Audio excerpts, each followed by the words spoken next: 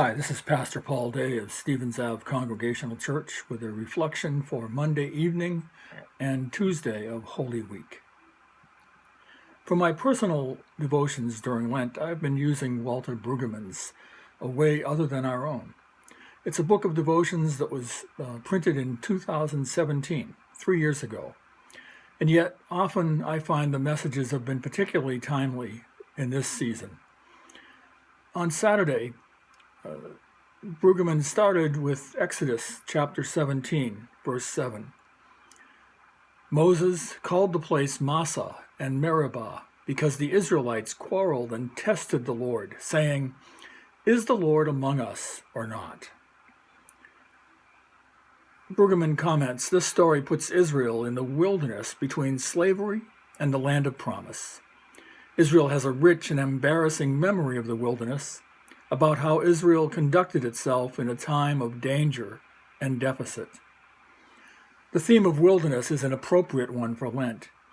For Lent is about being in thin places without resources and being driven back to the elemental reality of God, the reliability of God, and our capacity to trust God in the thin places where there are no other resources. Sounds a lot like the place we're at today. He goes on to say, what happens in this transaction is that the water question is turned into the God question, concerning the one who leads us beside still waters. As a result, the people dared to ask the question, is the Lord among us or not? The Bible does not everywhere assume that God is present, but knows about the dry places where God's absence is overwhelming.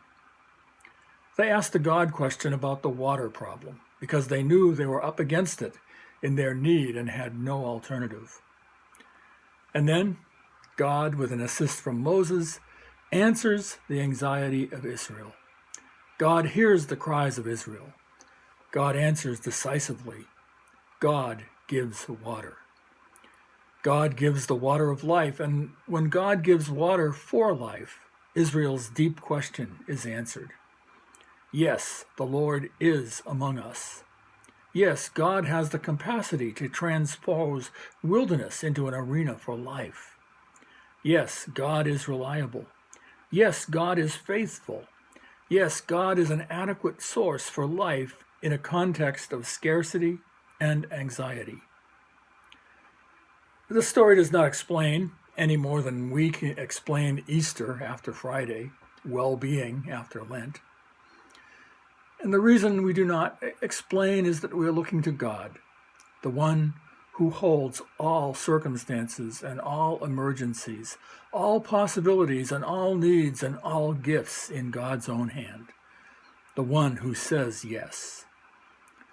The story is about God's inexplicable capacity to do well-being in a world that has been shut down.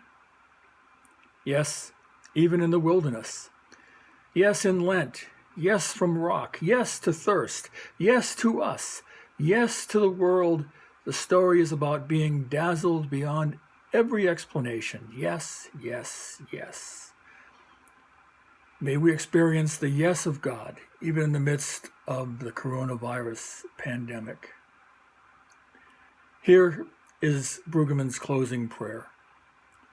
God of yes, you continually show yourself faithful. In the face of scarcity, in the barrenness of our wilderness places, you know our needs and you meet them. All along our path, open our minds and hearts to trust you fully. Amen. May God bless you during and throughout this Holy Week.